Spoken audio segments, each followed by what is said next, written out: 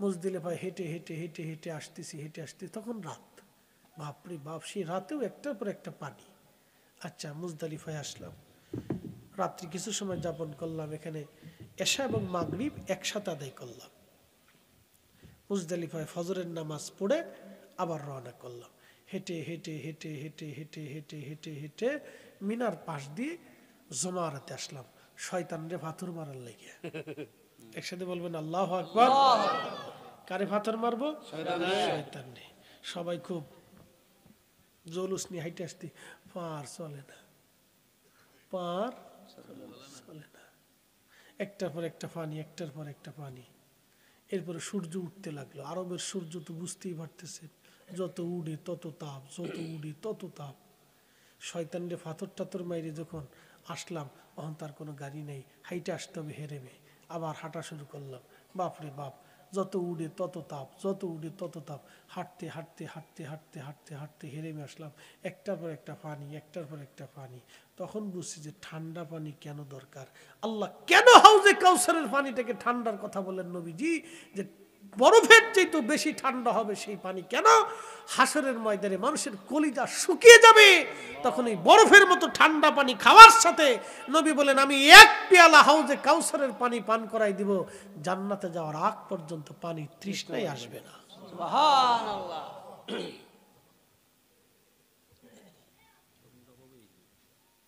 হাসরের ময়দানে পানি তৃষ্ণায়, সূর্যের উত্তাপে, প্রচন্ড গরমে, দুর্বিষহ জীবনে তা 2 আর 1 দিন হবে না। সেই দিনের দিনটা কত বড় হবে তাও আল্লাহ কোরআনে বলে দিলেন। তারুজুল মালাইকাতু ওয়ার রূহু ইলাইহি ফি ইয়াউমিন কানা মিকদারুহু 50 আলফ সানা। আল্লাহু আকবার।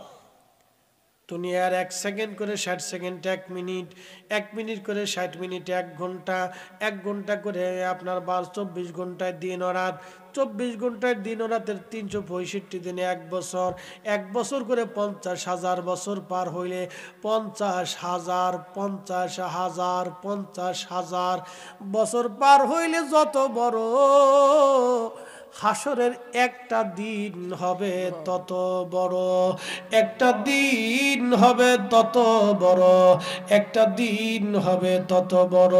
উপায় নাই রে, উপায় নাই রে, উপায় নাই, উপায় নাই রে, উপায় নাই রে, উপায় নাই। দয়াল নবীর চরণ ভিনে উপায় নাই, দয়াল নবীর কদম ভিনে উপায় নাই। কথা বলেন ঠিক কিনা? সেই দিন বড় কঠিন, নবীজির চরণ মোবারক ছাড়া আর উপায় হবে না। আল্লাহর নবী বলে দিলেন উম্মত কিয়ামতের ময়দানে তোমরা কি আমার কাছাকাছি কি তোমরা থাকবা? সাহাবীরা বলেন বালা ইয়া রাসূলুল্লাহ, আমরা কিয়ামতে আপনার কাছাকাছি থাকতে চাই। নবী বললেন যদি কাছাকাছি থাকতে চাও তাহলে বেশি পরিমাণে আমার জন্য দুরূদ পাঠাও, দুরূদ পাঠাও, দুরূদ পাঠাও, দুরূদ পাঠাও। একসাথে বলেন আল্লাহু আকবার। কি পাঠাও? কি পাঠাও? তাহলে ঘরে ঘরে মিলাদ শরীফের ইন্তজাম করার দরকার। কথা ঠিক কিনা? ঘরে ঘরে নবীর মিলাদের দরকার, কারণ ঘরে ঘরে মিলাদ চালু থাকলে নবীর দুরূদ চালু থাকবে। কথা বলেন না কেন? ঠিক কিনা? নবীর দুরূদ সালাম চালু রাখতে হলে ঘরে ঘরে মিলাদ চালু রাখতে হবে। যারা বেদাত বেদাত করে চিৎকার করে ও শিক্ষার পরে পরে গলা শুকাই ফেলা সাথে আমরা দেখার টাইম নাই।